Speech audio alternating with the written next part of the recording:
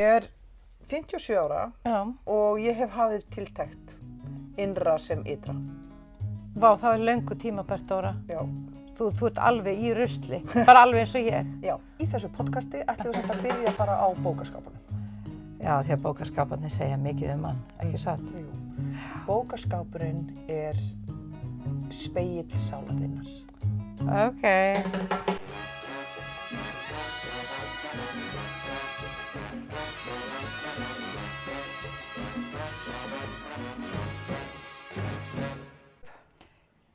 Dóra, Já.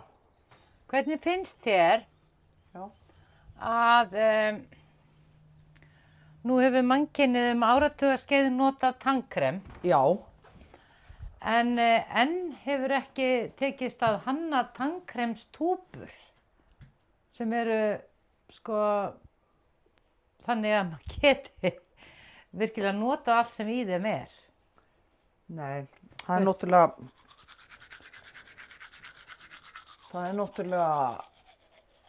af því að þú selur meira tannkrem ef að fólk notar minna af því úr hverri túpu.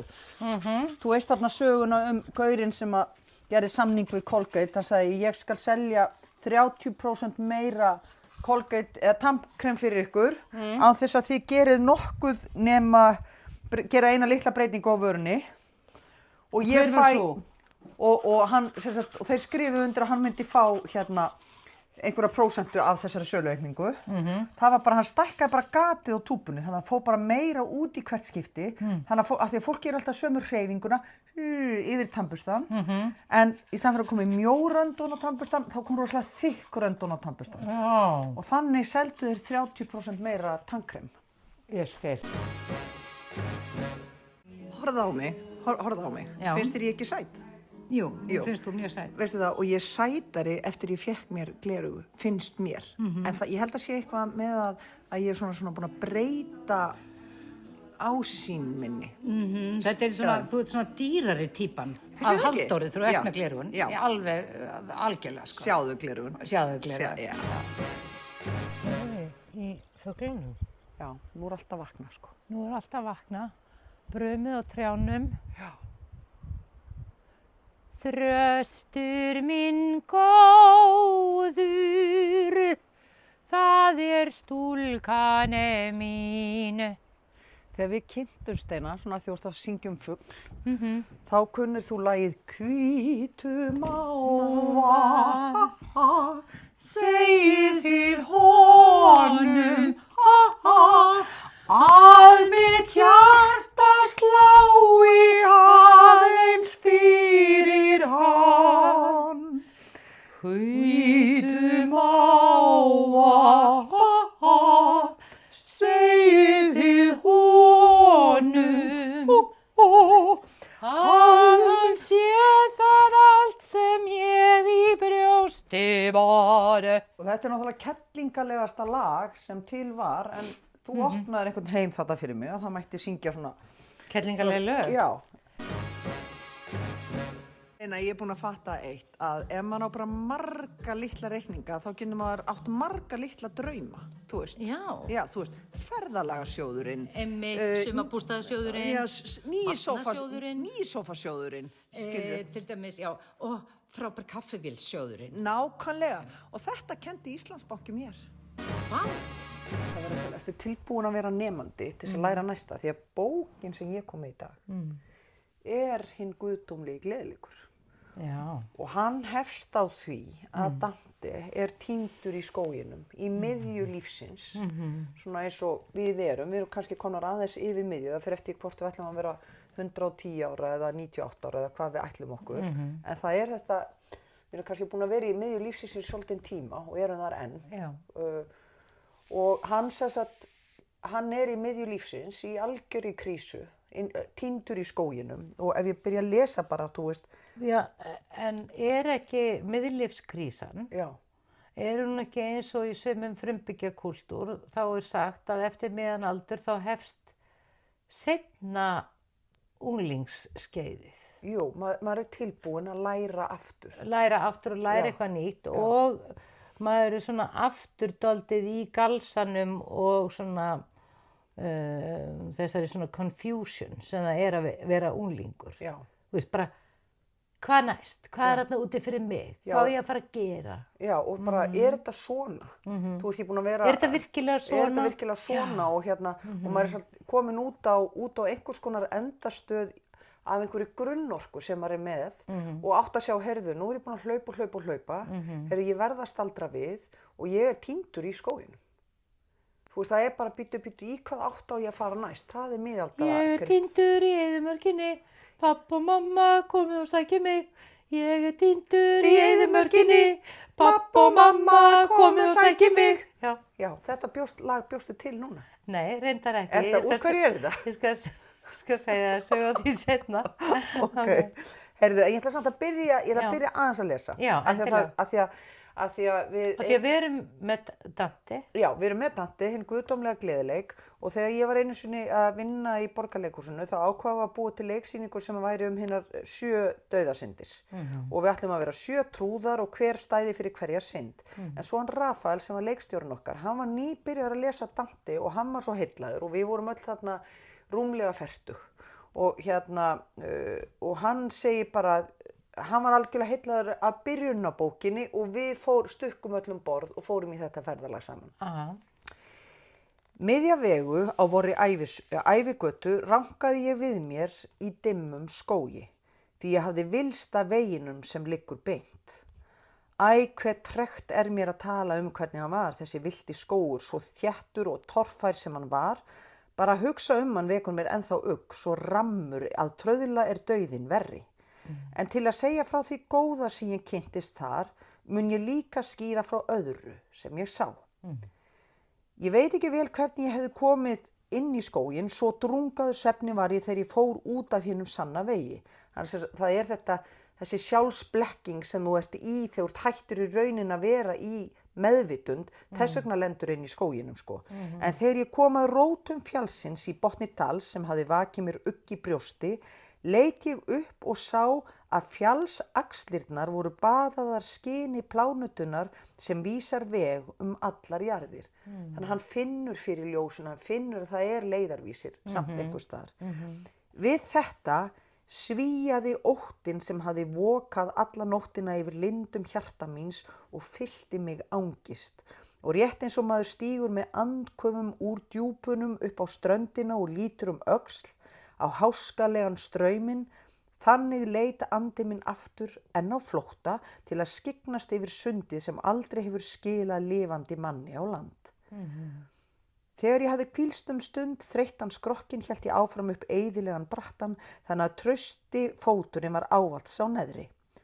Og sjá, hann er alltaf öruggur, ég ætla bara ekki að gera neitt sem að gæti, þú veist, farið illa, ég er alltaf með trausta fótu, ég get alltaf hlaupið tilbaka, sko.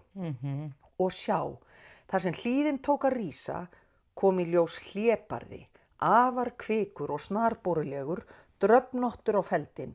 Hann vék ekki fyrir mér en stóð grafkyrr og tefti götu mína svo ég þurfti margsinnis að snúa aftur. Þetta var í dagrenningu, sólin að rísa með þeim sömu stjörnum og höfðu fyllt henni, þá guðleg ástin bærði þau djásn í fyrsta sinn. Svo stundin og veðurblíðan gáfu mér ástæðu til bjartsýni, þrátt fyrir þessa skepnu, flekkótt á búkinn, en þó gat vonin tröðla bægi óttan frá mér þegar ég sá ljón.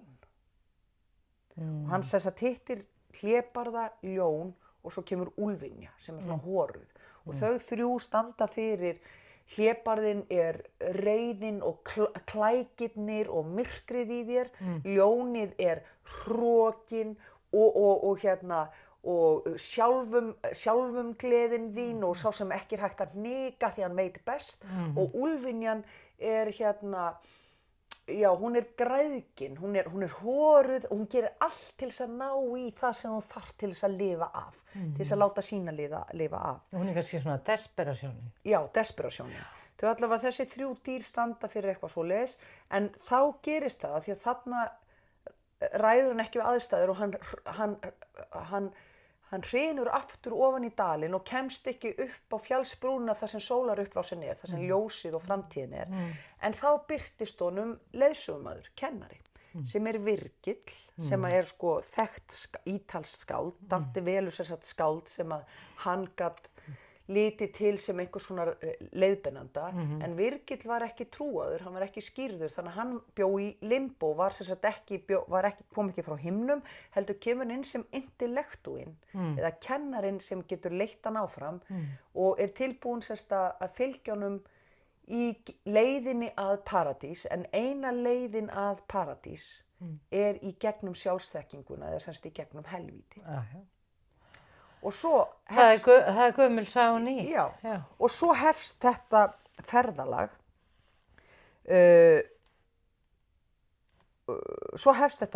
Og hann, Dante, sem sagt, í miðju lífsins verður að treysta þessum leiðbeinanda sem kemur inn í líf hans og hann verður að leggja líf sitt í hendur hans stundarsakir. Einmitt, hann þarf að svona get over himself og gangast við því að hann þarf eins og allar manneskjur einhvers konar aðstoð. Já, og þegar við bjökum til sýninguna þá voru allavega 2 okkar og jafnvel fleiri nýbúin að fara í gegnum 12-sporakerfið og við gátum nota sko 12-sporakerfið svona eins og blueprint undir ferðalag Dantes sem er bara fyrsta spori sem bara þú viðurkennir vanmáttinn, þér eru megn að stjórna eigin lífi og bara þínar aðferðir duga ekki lengur. Nei, þú ert bara týndur í skóginum, þú ert komin út á endastöð. Nákvæmlega. Og ég held að annars spori sé þú veist og við kennum mátt okkar aðri að þú þarft eitthvað, þú þarft að láta af stjórn og leyfa einhverju stærri en þig sjálfan að koma inn í lífið og þetta getur verið mjög erfitt. Já, þetta getur verið mjög erfitt en þetta er sko eins og það er kallað blessun í dulargerfi. Já. Þú veist, kemur til þín sem örvænting en er raunveruleg blessun. Já, og ég veit að margir fara í gegnum 12-sporakerfið og þykjast finna eitthvað eða búa til æðri mátt eins og þeir skilja bara til þess að ná aðeins að þetta getur tekið svona að fara inn í raunverulega frelsun eða að komast í, ef ég myndi segja, að þora að eiga trú eða æðri mátt eða eitthvað stærri en þú sjálfur, komast í samband við éterinn, þetta er náttúrulega éterinn, sko. Það er meira en að segja það getur tekið svolítið tíma en þú getur samt búið til einhvers konar mynd af því. Þú getur sett náttúruna þarna inn eða bara eitthvað svona. Hvað sem er. Já. Ég held að þetta sé snúist fyrst og fremst það að, eins og þú segir, að fólk sé reiðubúið til þess að taka á móti aðstoð og visku annars staðar frá heldur en bara innan úr sér. Já. Og sérst tilbúin í miðju lífsins að segja bara ég er týndur, ég þarf hjálp. Ég er týndur í eyðimörkinni, pappa og mamma komið og sækja mig. Þetta er einhver leiksýning sem þú séð. Nei. Nei, ok.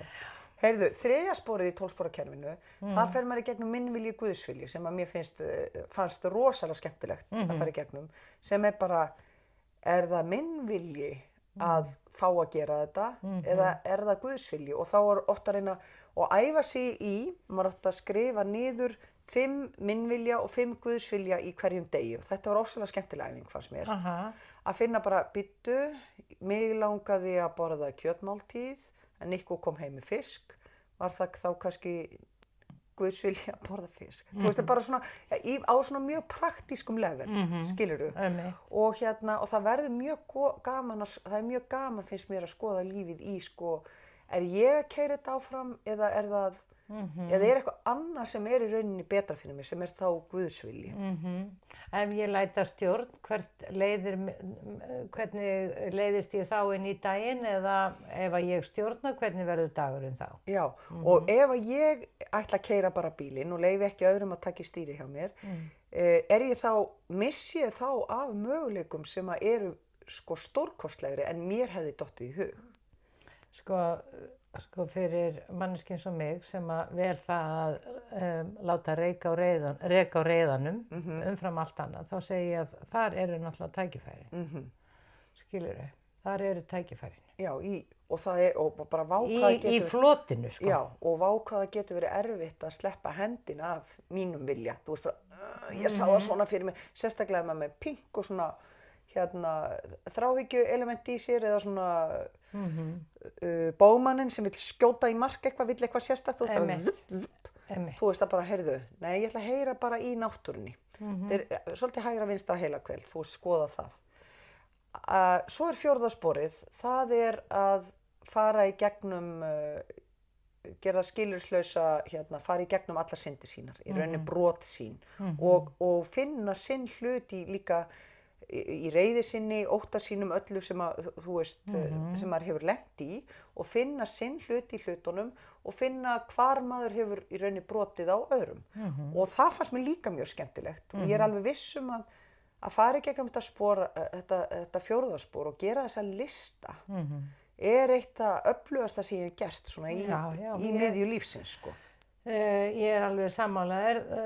Þetta 12-sporakerfi er mjög sniðugt til sjálfsrannsókna fyrst og fremst, sko. Og það er kannski merkilegasti lærdómurinn að maður, sko, fer í gegnum þetta og að fara í gegnum þetta á þess að byrja að hata sjálfan sig. Já. Það er, sko, það er stærsta áskorunin. Já.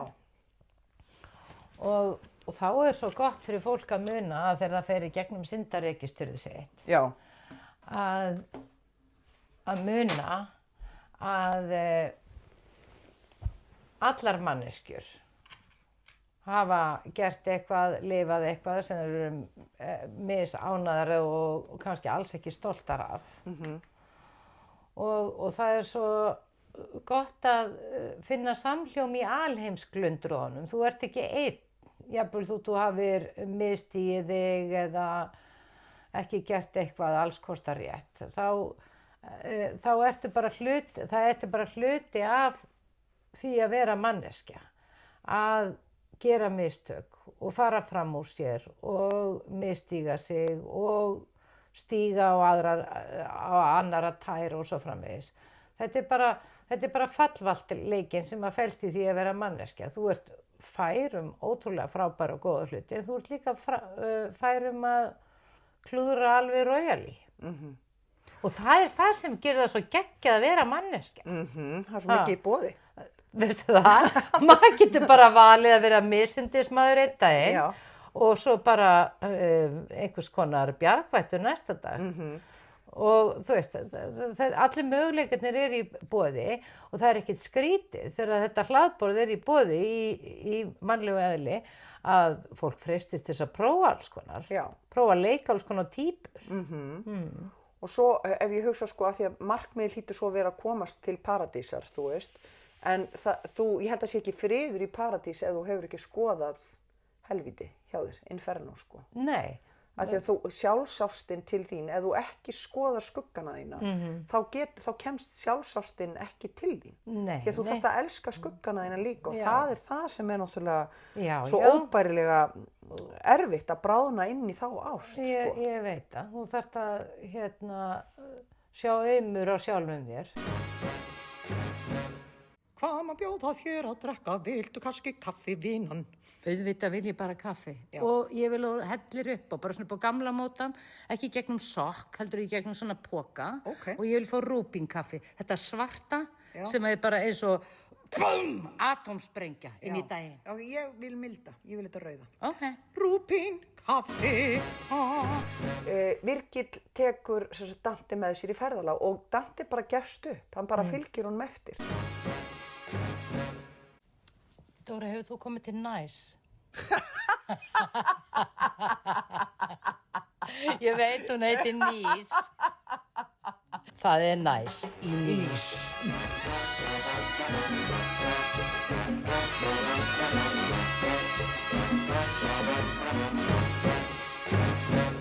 Helvíti er á 9 hæðum, þetta eru 9 hringir og fyrsti hringur heitir Limbo.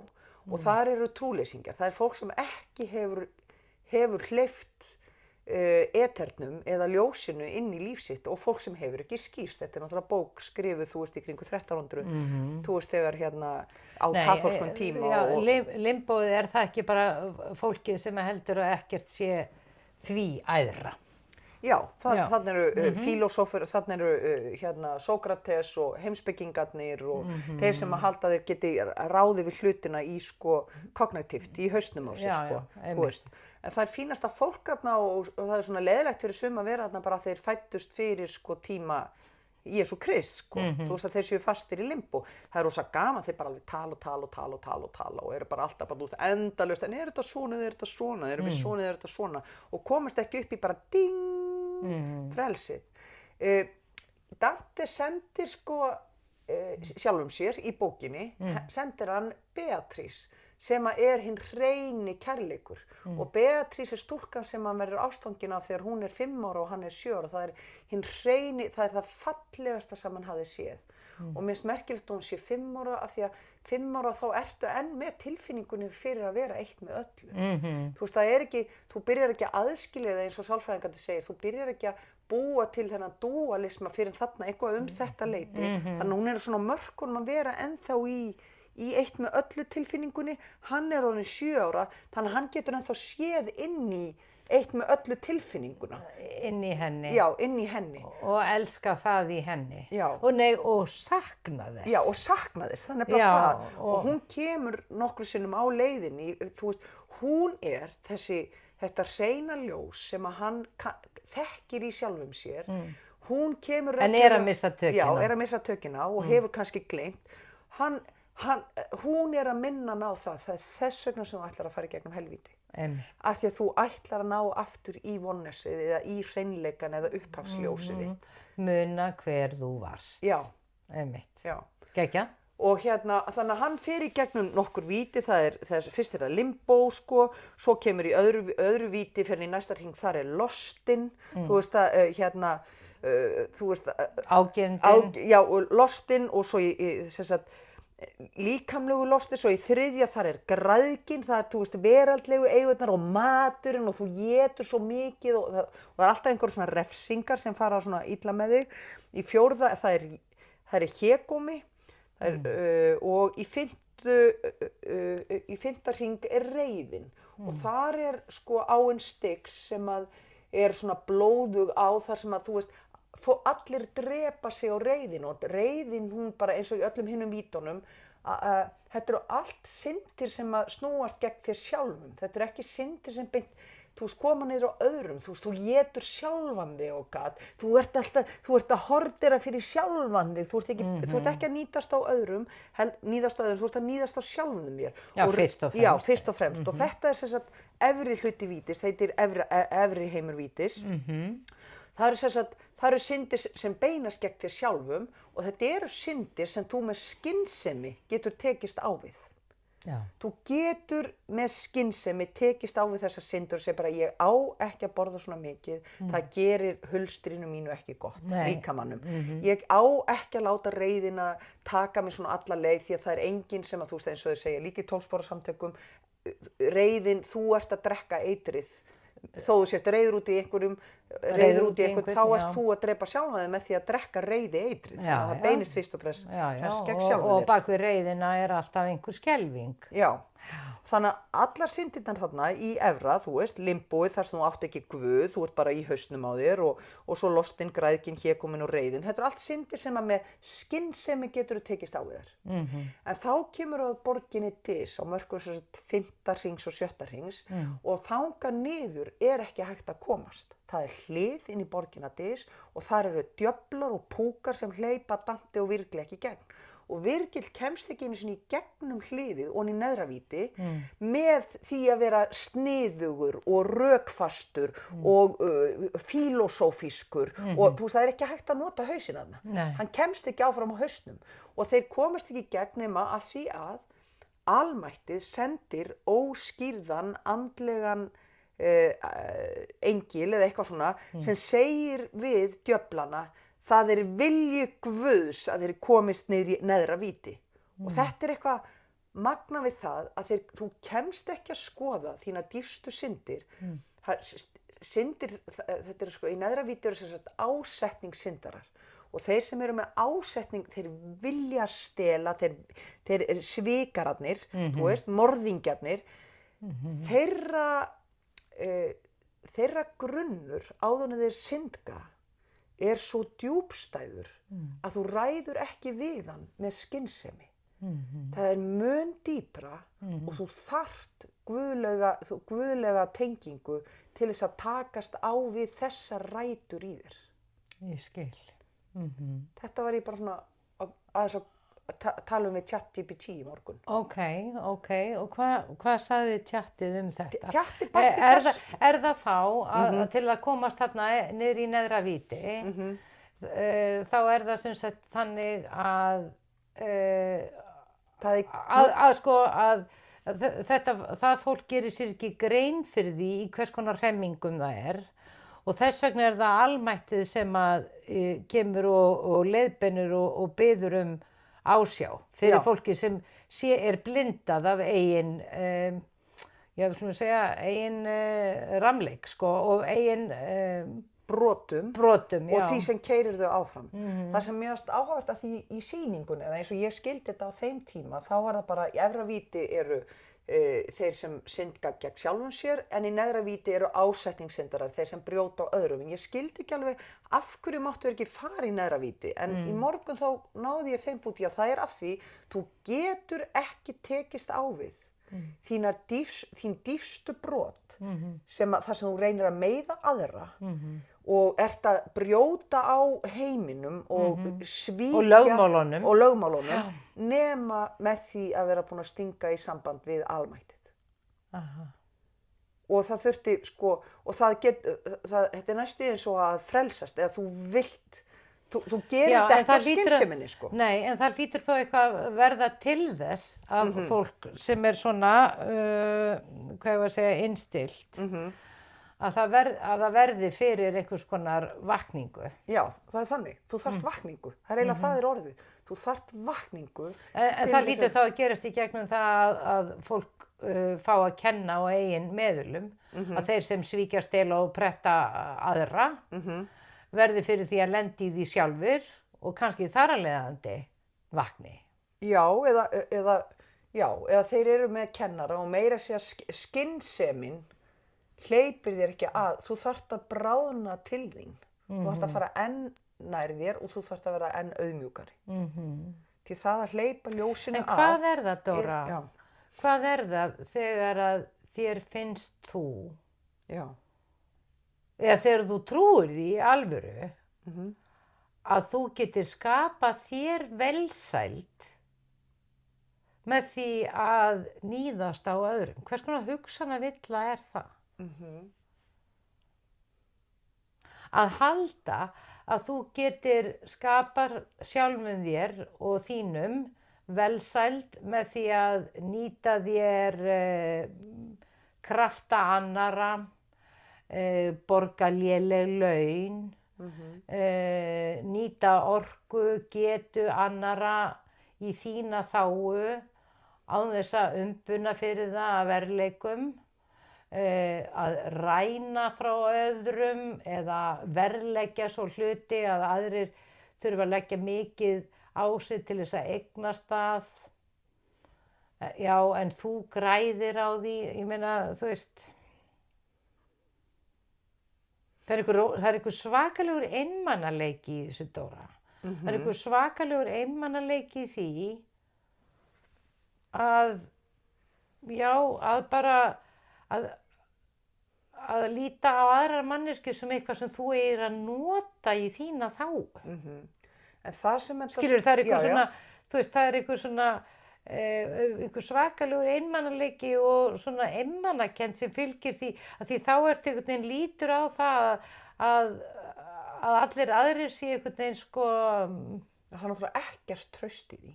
Nei, það er ekkert traust í því. Og þú lítur ekki á þú tilheyrir, þú ert ekki með þessu orku Beatrice sem er að þú sért eitt með öllu og sá sem þú ert að eiga við, þú sért í rauninu að koma illa fram við sjálfan þig þegar þú kemur illa fram við aðra. Þú heldur þú sért einn í þessu stríði, þetta sé þitt stríð. Já, einmitt, þetta er einmanna stríð, sko, rosalega einmanna stríð. Já, þetta er algjör dúalismi, bara ég, þú, við, þið.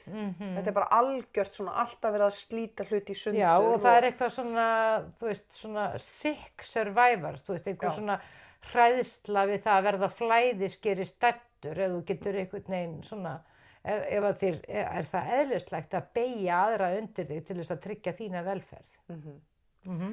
Svo kemst hann í gegnum hliðið Já. með því að það er bara Guð sendi engil og sagði púkanum, það er Guðs vilja að hann fari hérna niður. Ok. Og þeir komast í gegnum hliðið og sjötti hringur er hringur sem sagt trúleysingjana.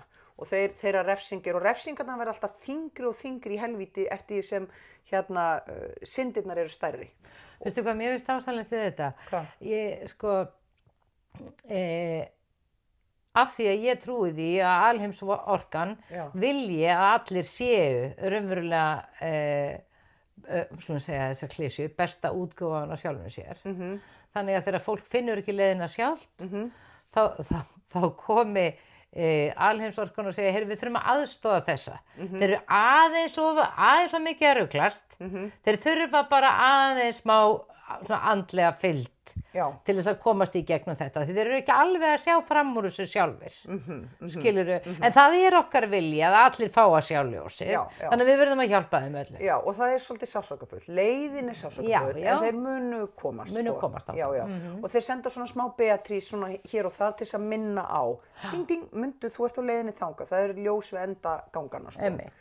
En og þeir eru sem sagt, trúvillingarnir, þeir brenna í eldkistum, þú veist, af því að þeir eiga ekki trú og það er bara stöðugur sársauki að eiga ekki tengingu við almættið eða við ljósið.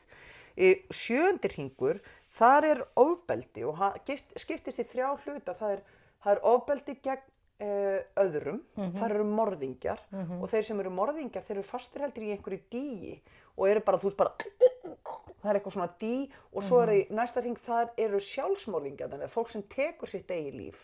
Og þetta fannst mér mjög erfitt að skoða þegar við vorum í þessu hvað Dante og hvað kirkjan eða sá tími fordæmdi mikið sjálfsvígin, þú veist, sá sem hafnar líkama sínum, sem honum er gefinn, að hann skuli leyfa sér að taka líf sitt og bara yfirgefa þennan líkama sem hann var svo, því að Guð er sá eini sem hefur vald yfir lífinu. Þú mátt ekki ráða því á jörðinni hvort þú hafnar líkaminn með ekki og refsingin þeirra er sú að sálin þeirra er í svona trjám og það eru fuglar sem eru stanslaust að kroppa börkin af trjánum og það er rosalegu sársauki og þú heyrir bara þú veist, og svo brotna greinarnar og í greinum trjánna hanga líkamannir sem sálir þeirra sem tóku líf sitt höfnuðu. Þetta er eitthvað svona rosaleg mynd af því að kunna ekki að meta lífið eða ljósið sem almættið gaf þér. Þriðji hringurinn eru þeir sem að hafna náttúrunni líka eða myrða náttúruna og hið náttúrulega eðli og eitthvað svona, já, þetta voru eitthvað svona 3 stig þarna í þessu. En ég átti erfiðast með þetta með sjálfsmorðingjana eins og við köllum hvað, af því að ég hafði mikla Þá sem taka sitt líf. Já, af því að ég hafði mikla sympatíu gegn þeim Með þeim? Já, með þeim. Því að þegar þú ákveður að taka lífið þá hlýtur að vera, af því að það að vera í þessum líkama hér á jörðinni hlýtur að vera óbærilegur staður þá stundina. Og hann er náttúrulega að reyna að hræða fólk til þess ekki taka lífið þitt, leita að þér þá kannski hjálpar hjá Guði eða þú ert þetta niðri í guðlausu eða reynda að ganga veginn til vítis og í gegnum vítis og til paradísar. Já. Hugsanlega þetta, það er ekkert svo hræðilegt að þú megir ekki upprísa. Þetta er náttúrulega, þetta er boðskapur það að allt líf eigi sér upprísu ef það treysti sér í þá vegferð. Skilurðu? En en það er náttúrulega, eins og við veitum, treysta sér ekki allir í þá vegferð. Skilurðu? Og fólk er líka litað af þeim sannleika sem það lifir í sjálft og þetta að, þú veist, þegar öll sund virðast lokuð, þá trúir fólk því að öll sund séu lokuð, það þarf ekki að efast það. Það er svo trú sem það heldur í, ég get ekki meir, það er ekkert meira hér fyrir mig að sækja og mér á aldrei eftir að líða betur og þetta náttúrulega bara auðvitað hræðilegur staður að vera á. Þetta var hræðilegur staður að vera á og ég hugsa bara, vá, hann segir, skrifar þarna og trúin þannig á þessum tíma að ef þú tekur lífið þitt, þá býður þér jafn mikil skelfing hinum minn. Þannig að hann er að teikna þarna upp, ekki halda að það sé laust. Það er það sem hann er að segja í bókina. Þess vegna fannst mér fannst erfitt að kyngja þessu því að auðvitað, já, kannski var ég mikið að hugsa um þetta af því að afi minn tók líf sitt og það er svona kannski liggur í keðjunni minni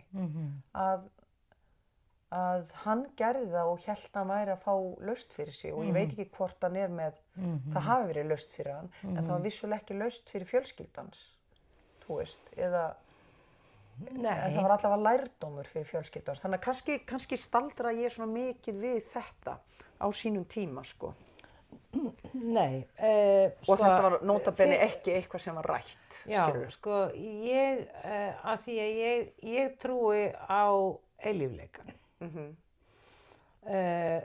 Þá fyrir mér þá meikar það alveg sens að við getum aldrei faktískt endað þetta. Já, einmitt. Já. Skilurðu? Já. Við getum það ekki, þú veist, við getum ekkert flúið og Dante, það að orkan okkar eða sál og andi, hún verður alltaf til, skilurðu, og hinn líkamlegi dauði er ekkert merkilegur. Hugsanlega býður uppgjörið bara betri tíma og einhvern veginn í öðruvísi tilveru og vitund. Svo fer hann í gegnum þetta og og það er gaman að segja frá morðingjarnir. Þú er búin að segja svolítið oft, það er gaman að segja frá því. Já, gaman að segja frá því. Þetta er ekki svona léttmeti. Nei, en mér finnst þetta svo skemmtilegt. Já, þetta er mjög skemmtilegt. Þetta er uppáhaldsbókin mín, sko. Já. Í ánni þar sem morðingjarnir eru, það standa sko kentarar á bakkanum. Af því að kentararnir er hálfur maður og hálft dýr. Hálft hross. Þannig að þeir keyra áfram sko hið dýrslega eðlið þitt sem er, þú veist, sem hún ræður ekki við. Að veiða, særa, drepa, þú veist. Og þeir standa á bakkanum með bogann og þegar morðingjarnir reyna að komast upp úr dýinu og reyna að komast frá refsingu sinni, þá skjóta þeir þá með örvum þannig að þeir fari aftur onni í vatni. Já, þetta er rosalega, það hefur náttúrulega verið búið til tölvuleikur sem byggist á heimsmynd Dante, sko, sem heitir Inferno. Heldur við getum dottið í það að spila þann leik? Ég held ekki. Nei? En það má alveg prófa það. Ég held að sem er Þú veist það, Halldóra, það gæti verið að við hefðum mjög gaman að þetta. Já, kannski. En ef hann væri meira svona Ég er týndur í eyðimörkinni, hvert á ég núna að fara? Dóra, langar að gera eitthvað sem þú voru aldrei gert áður? Já, ég er alveg til í það. Ertu til í að koma í svona leyniklúbb? Já, sem heitir? Beauty-klúbburinn. Oh my god, er þetta ekki til í þetta? Heyrðu, ég veit hvað þú ert að tala. Við erum að tala að ég er tilbúin að breytast og betrast. Nákvæmlega. Beauty-klúbburinn. Í 8. hring eru ChatGPT kallað illráðgjafar. En það er sem sagt, hún kemur stundum með skrítin orð. Já, vondir ráðgjafar. Já, vondir ráðgjafar. Og það skiptist í 10 dali. Og það er svona, það eru allskyns tegundir af svikurum, sem sagt ásetningssyndurum. Það eru tálkvendi og freistarar, þeir sem að freistingi og þú ætti nú að gera það, það er nú gott já, fá þér eitt drykk, þú veist, og svo er það næsta eru blessaði vertu, það er enginn að pæla í þessu, gerðu þetta bara. Já, fá þér bara, þú veist, það er auðveldara fyrir að fara í gegnum vinnudaginn, fá þér að setja smá kókaín eða eitthvað. Og er líka svona, já, haltu þessu bara fyrir sjálfa þig, vertu ekkert að telja þetta fram. Og þú færið þetta á góðu verði hjá mér, þú veist Svo er það, í öðrum hring eru smjaðrarar og falsorðmenn. Já, þú ert svo falleg, já, þú ert Já. hérna, þú Og sliftir, þú, já, Já. einmitt. þú ert alveg yndisleg, þú veist bara til þess að, og þú ert alltaf, þeir eru alltaf að reyna að fá eitthvað fyrir sig. Þeir eru einu moldvörpur sem fara neðanjarðar og eru inn í þeir að reyna að fá eitthvað fyrir sig. Númer 3 eru prests, lundrar. Það eru bara vondir prestar og spámenn sem að hérna nota Guðsorð til þess að tæla annað fólk til sín, þú veist. Já, bara hræsnarar. Og þeir eru grafnir með hausinn oní jörðina og fæturnar á þeir standa upp úr logandi. Svo það hérna falskar spár, það eru spákonur og fólk Mér finnst þetta svolítið svona dramatískt, hvernig þessir hérna falsspámenn, Já. þessir vondu prestar, Já, farisear, já. eru jarðaðir með logandi fætur upp á jörðinu. Þetta er nú svona dálítið tilkomið mikið ef maður ímynda sér þetta. Já, þetta er allt mjög dramatískt sem að gerist þarna og ég man ekki allt. Ég myndi þetta og svo líka að númer 4 þar sem eru spákonur og hérna þeir sem eru þykjast vita hvernig framtíðin er, þeir eru með andlita á sér afturbak. Þeir fá aldrei að sjá, þeim er refsað með því að sjá aldrei fram fyrir sig. Þeir sjá bara aftur fyrir sig. Bara það sem er liðið. Svo er það blekkingapólitík og númer 7 eru þjófar og númer 8 eru illráðgjafar og illráðgjafar geta til dæmis verið eins og svona tannlæknir sem segir við þig, heyrðu, þú þarft alveg nýja brú og þær eru ekki ónýtar í tennurnar en hann tekur þær úr þér og selur þér stell sem að kostar þig sko hálft húsið. Svo er það klofningar, það eru þeir sem að stuðla að sundrungu. Þeir eru skornir í tvennt, saumaðir saman, skornir aftur eða hognir í tvennt, þannig að þeir eru alltaf verið, það er refsingið þeirra. Þeir eru rifnir í sundur, settir saman, rifnir aftur í sundur. Og Mér finnst þetta svona svolítið eins og lýsing á samfélögum heimsins í dag. Þú veist, þetta ástand sem þú ert að lýsa. Já, og það er hérna Svona, þú veist, það er eins og svona siðrof dálítið í heiminum, sko. Og ég held að númer 2, þessi smjaðrarar og falsorðmenn, ég man ekki í hvaða undirhring það var, það er fólk sem ber áfram sögu sem þú varst ekki beðin að bera áfram. Það er í 8. víti. Ég tala illa hérna einhvern við þig, ég segi, mér finnst hún bara ómöguleg, hún hefur komið svona fram með mig og ég held að hún sé svona. Þú ferð með þá sögu til manneskjuna og segir, Dóru, finnst þú svona og þá ert þú orðin sek og komin í 8. víti því að þú ert að sækja þér falska vináttu við manneskjuna sem þú ert að bera söguna til. Ég bað þig ekki að segja þetta. Ég var bara að létta á mér og ég var jafnvel bara að skafa ofan af einhverju sem ég meina ekki alveg af því ég átti að rannsaka það betur. Þú ert að reyna að gera þig gildandi í lífi einhvers annars með því að bera á borð eitthvað djöfisins drasl, skilurðu? Þetta fannst mér rosalega og þetta hef ég talað mikið við börnin mín. Þú veist bara, ef einhver vinkona þín segir eitthvað við þig aðra aldrei bera það áfram. Því þú varst ekki beðin það er svo margt sem að maður segir. Já, í fyrsta lagi þú varst ekki beðin í öðru lagi eru þetta dómar byggður á álit einhverja manneskju sem hugsanlega bara hefur alls ekki rétt fyrir sig. Nei, og bara var í einhverju uppnámi og í trausti vináttu ykkar segir hún hluti sem hún meinar svo sennilega ekki daginn eftir. Nei.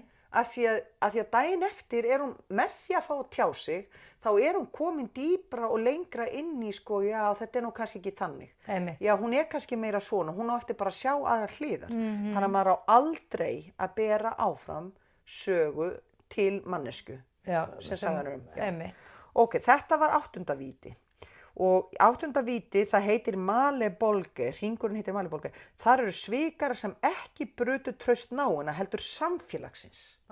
Þetta eru svikara svona út í samfélagi, eitra samfélagið. 9. víti, þar eru þeir sem að svíkja sko, þeir svíkja sína nánustu, þeir svíkja hérna föðurlandið, eru föðurlandssvikarar, þeir svíkja hérna Guðsinn og hérna og við héldum alltaf að helvíti væri eldheitt en það er ískalt. Það er engar tilfinningar í 9. víti. Það er fólk frosið í íshellu og djöfullinn sjálfur er þarna þríhöfða og hann er með sko Júdas og kamel og einhverja þarna úr biblíunni í kjaftinum á sér. Þetta var rosa gaman að fara í gegnum að því að þetta er rétt eftir hrun sem að við sýnum sýninguna. Og það voru náttúrulega- því náttúrulega sá sem getur svikið sína nánustu og ættjörð sína og samfélag, hann náttúrulega, Hann er alveg kaldur. hann er alveg kaldur. Hann er ekki tengdur hjarta sínu og það er engin kærleikur. Það er engin hlýja, það er engin hiti. Nei, og slíkt fólk hlýtur náttúrulega að verða til af því að það hefur ekki verið elskað. Já. Það Og af hverju ætti það þá að geta elskað nokkurn annan eða hefur aldrei sjálft notið atlætis og ástar. Já. Guð minn almáttugur hvað þetta er sorglegt, Dóra. En þú þarft að fara alveg þarna niður og horfast í augu við hvar þú átt hlut í öllum þessum hringjum. Hvar þú hefur svikið þína nánustu, föðurlandið, hvar þú hefur borið sögurnar áfram, hvar þú hefur gert eitthvað þér í hag, hvar þú Hvar þú treystir hefur ekki skarað Guði. elda í einhverju og annara Já. kostnað. Já, allt þetta. Einmitt. Þú þarft að gangast við þessu öllu. Hvernig getum við markaðsett það að ganga leiðina til vítis sé gæfuspor, Dóra? Já, og sé stórkostlega skemmtilegt ferðalag. Já, stórkostlega skemmtilegt ferðalag. Já, fyrst þá náttúrulega samfæra fólk það að það sé ekkit eitt á báti með það að vera mistækt og brogað, sko. Já.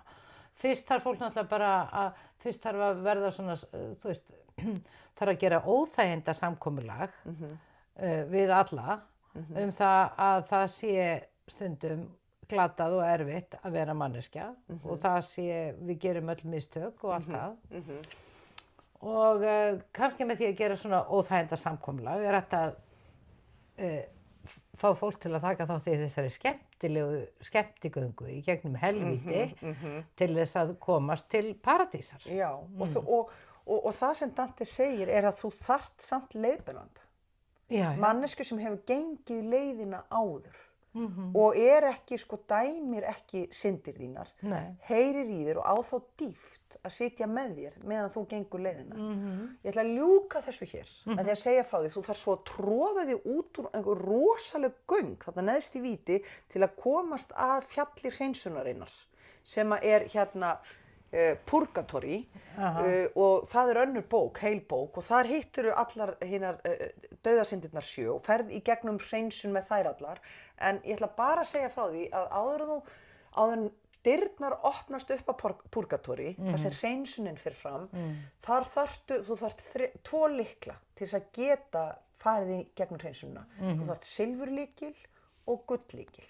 Og silfurlykillinn er öll sú reynsla sem þú hefur öðlast með syndum þínum á jörðinni og gullykillinn er samband þitt við almættið, eterinn, við Guð, hérna þann sem gaf þér lífið. Þú þarft að setja báða lyklana inn í hurðina á sama tíma og snúa samtímis. Hurðin opnast þér og þú mátt aldrei líta tilbaka. Leið þú lítur tilbaka, þá ertu aftur komin til helvítis. Einmitt. Þú þarft að sleppa. Eða, ég skildi þannig, Dóra, þú þarft að halda á í sátt við sjálfan þig á hvort tveggja. Syndum þínum og góðverkum. Þú þarft að halda á því á sama tíma og líta á það raunverulega jöfnum augum og segja þetta er ég, þetta hef ég gert og þetta hef ég gert og núna skil ég hvað er mér fyrir bestu, skilurðu, af því að ég hef játað og gengist við því sem var að gera mér illt í gegnum það sem ég gerði öðrum illt. Af því að við vitum að það er alltaf sjálfssabotage að meiða annað fólk. Og þegar þú ferður fjall hreinsunarinnar þá ferðu í gegnum sloth og allar þessar dauðasyndir sem eru 7 og ég man ekki að telja þær upp. En þannig að þar færðu tækifæri til þess að uppræta rótina að því að þú drýgðir þessar syndir. Áður þú kemst yfir í paradís, þá syndur yfir ána letu og þar taka dísirnar á mótir og þá eru þar hérna 9 himnar sem bíða þín. Vá, en gaman. Já. Já. Og Fyrir þá sem er að hlusta og héldu að himnaríki væri bara eitthvað ein endastöð, alls ekki. nei, það eru tíðnir og hærri tíðnir þar og stjörnur og allt svona. Og ég hef minnst lesið í paradís. Af því að helvíti er náttúrulega allar sögur, bíómyndir, við erum alltaf að fást við inferno. Sko. Já, akkurat. Við höfum miklu meiri áhuga á því það er svo skrítið. Við höfum meiri áhuga á því að rannsaka það dimma frekar en það ljósa. Það er skrítið. Þetta var ótrúlega skemmtilega. Herðu, þessi þáttur er búinn. Já, Já. veistu það, þessi þáttur gekk eins og í sögu. Herðu, Og fyrir þá sem eru týndir í eyðimörkinni. hvað er þetta? Ég segi þér það seinna. Bara þegar þú ert búin að loka Já. tækinu og gáðinu. En fyrir þá sem eru týndir í eyðimörkinni, það er ljós við enda gangana. En þrautarganga er það. Já. En þrautargangan getur verið býsna skemmtileg. Já. Heyrðu, gaman að ganga með þér, Steina. Við höfum nú aldeilis komið við í helviti. Já. Það er andað.